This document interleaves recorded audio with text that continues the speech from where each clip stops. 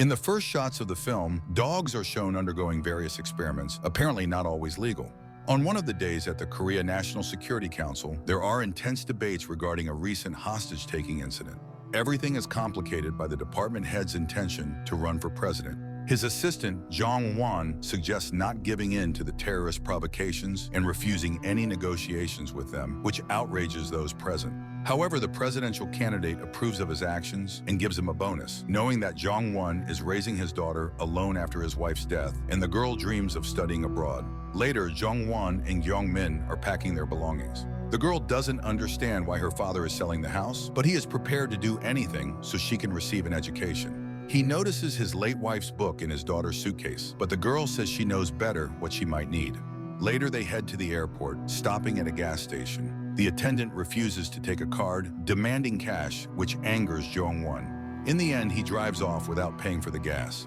At this time in the airport, there's a dispute between the athlete Yura and her manager Mi run over a passport that wasn't renewed in time when an elderly woman approaches them, mistaking Yura for her niece. The friends realize the old woman has dementia and try to defuse the situation. But then her husband appears and takes the grandmother onto a bus. The girls decide to return home. Meanwhile, a dense fog descends over the area around the airport.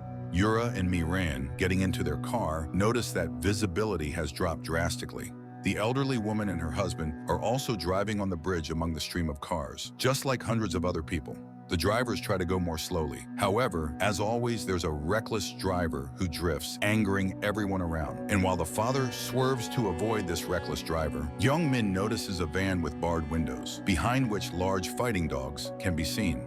In the vehicle accompanying this van is a professor who is swallowing some pills and listening to assurances that the laboratory is already close by and they will arrive soon. At this moment, the driver of a large truck, unable to stop his vehicle, crashes into the reckless driver. A chain reaction begins. One car hits another, creating a giant traffic jam. As a result, one side of the bridge becomes blocked by a huge number of wrecked cars. The truck completes the destruction, blocking the lane and causing terrible damage. Meanwhile, the gas station owner, upon learning about the brazen driver, demands that the attendant return the money for the gas. The attendant jumps into a tow truck and goes out in search of this debtor, taking his small dog with him. Meanwhile, the escort vehicle breaks down, losing sight of the van carrying the dogs, which has gotten far ahead. Jung Won also gets into an accident not far from the military van. He calls his boss, since this is a large-scale incident, and the boss must take action. Meanwhile, the military try to call the driver of the second van, which went on ahead, but no one answers, so they decide to catch up to it on foot. They run across the bridge and soon find the van. However, its doors are open and there's nobody inside. Clearly alarmed by this, the commander orders that all cell phone signals on the bridge be jammed.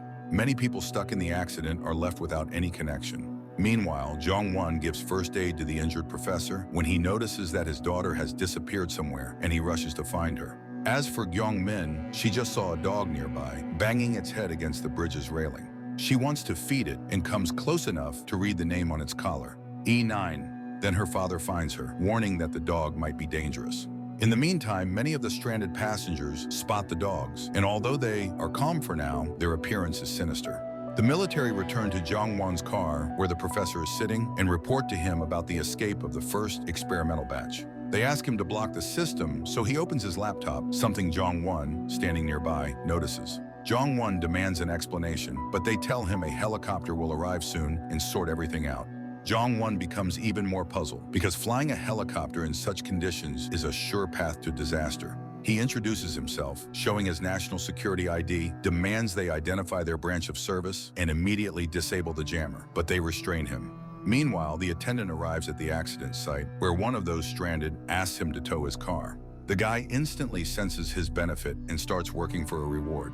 Jong Won threatens the professor, demanding to be released. However, the scientist isn't afraid because, according to him, if it all goes wrong, they will all end up as corpses. He activates the system and, naming the project Silence, orders the operation to begin. Once the dogs detect the code, they start gathering toward the van, but one of the dogs suddenly stops, which puzzles the professor. He realizes that E9 is uncontrollable, and although the rest of the pack has already run back to the van, this dog doesn't hurry. The professor orders them to drive away the others. At that moment, a military helicopter hovers over the bridge and lowers a cage onto the van. Several soldiers rush to secure it. Jong-won demands an explanation from the professor, but the scientist advises him to ask his boss about Project Silence. Jong-won again demands the jammer be turned off as he must contact his boss. Meanwhile, the professor hears barking and sees the attendant's small dog, Judy. The guy tries to catch her, but the soldiers grab him, preventing him from reaching the spot. The professor orders the small dog to be removed while simultaneously trying to call E9 and make her come over to the van. However, the cage is already lifting off the ground when one of the soldiers finds the missing control chip for dog E9. Immediately, E9 breaks into the helicopter cockpit and kills the pilot. The helicopter swerves, the cage breaks off and falls onto the bridge, springing open and releasing the pack. People watch in horror as the helicopter crashes and severs the bridge's suspension cables on the way down. The professor's laptop indicates the dogs are now uncontrollable, and Jong-won is horrified to see there are 116 of them. A minute later, the van doors burst open, the dogs leap out and begin tearing apart anyone they encounter. One of them attacks the professor, and Jong-won, barely fighting it off, manages to push the scientist into a car and runs to find his daughter. Just then, the attendant shows up with his little dog. They see a fighting dog stop in front of them until Jong-won realizes it's about to pounce and shouts for everyone to run. Yura and Miran, who also witness the attacks, get ready to defend themselves, with the golfer grabbing her club. She fends off the first attack and escapes, helping her friend along.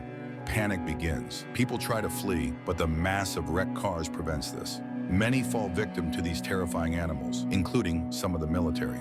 The attendant, holding his dog, Judy, tries to hide in a car, but there's already a killer dog inside, forcing him to keep running. Jong-won and his daughter jump into a car. He starts the engine, ready to drive away, but the girl spots the attendant and begs her father to help him. Seeing a dog closing in on the guy, Jong-won pops open the trunk, the attendant dives in, and Jong-won steps on the gas. Meanwhile, Yura and Miran manage to reach the bus where the elderly couple are sitting, and they hop on. Jong-won drives down the open lane when he sees flames up ahead that quickly spread to nearby cars, making it impossible to leave the bridge. The attendant curses everyone and everything, demanding that Jong-won drive, but it's impossible.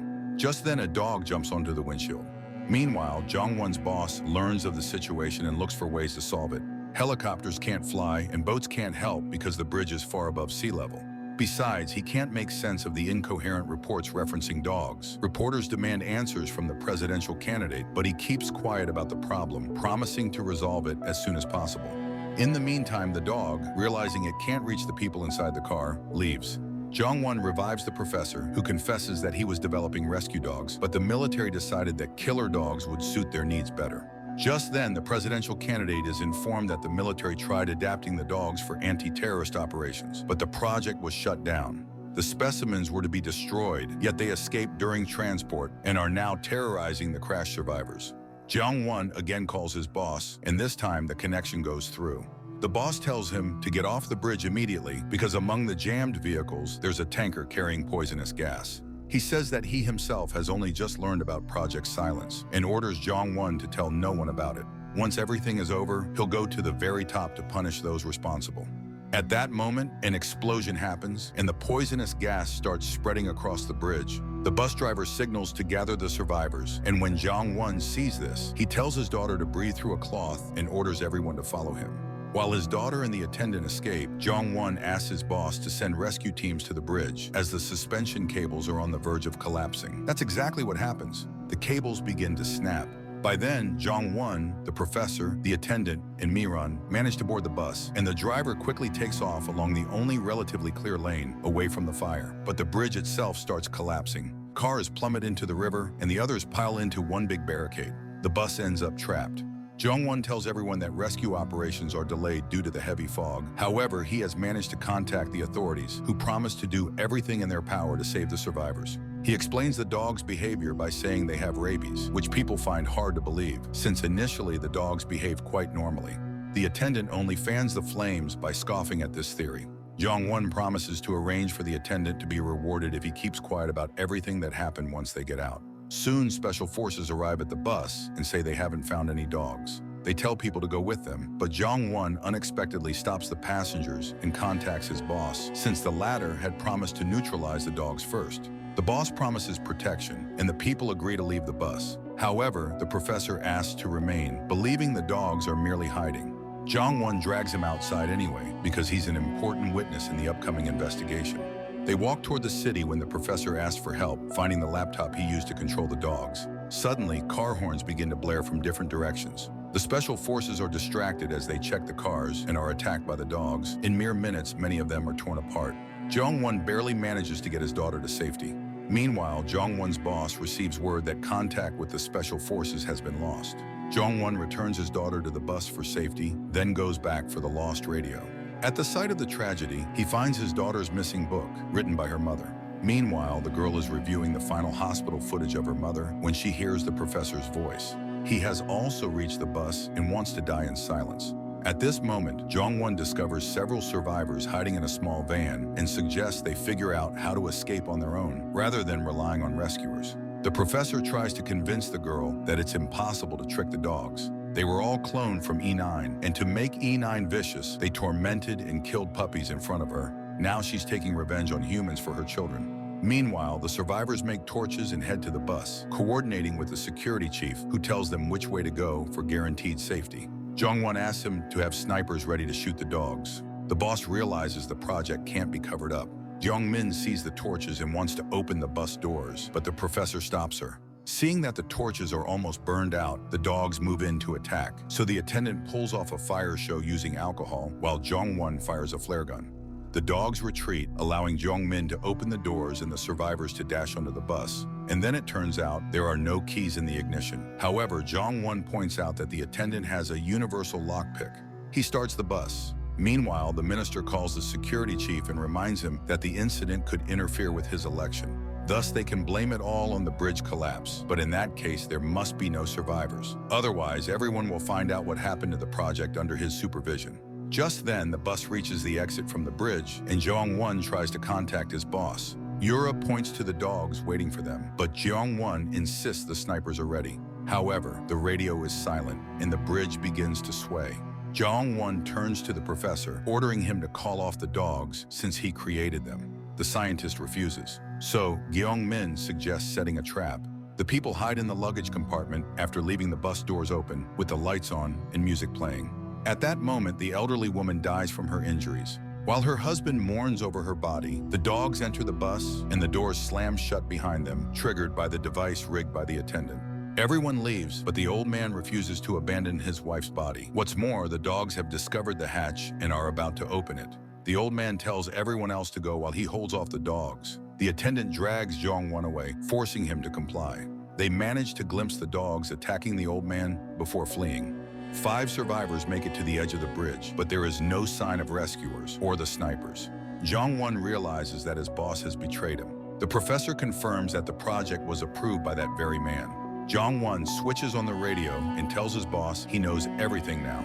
The bridge is about to collapse, burying everyone, including the dogs. Still, he intends to lead the others towards Seoul, where, according to his boss, there are gas tanks.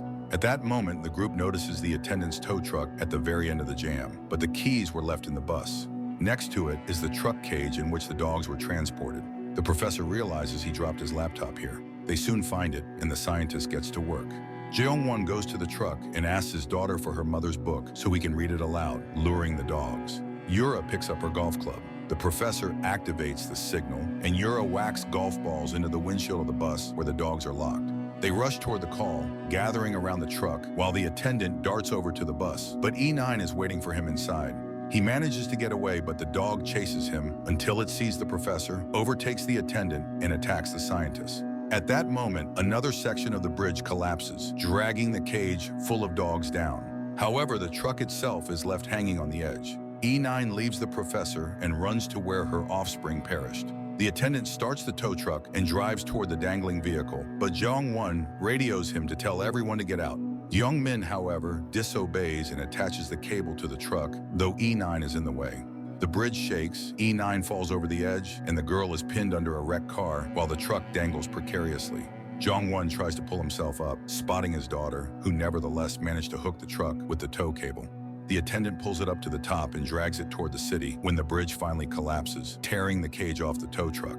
He stops at a safe spot just as the truck, rolling by its own momentum, comes up behind them. They're greeted by a crowd led by Jong-won's boss. He applauds when he sees Jong-won, but Jong-won punches him in the face and gives back the money he had received. Then he announces to everyone that everything was recorded on his watch. The professor is also ready to testify with all the evidence. The candidate walks away, trying to escape.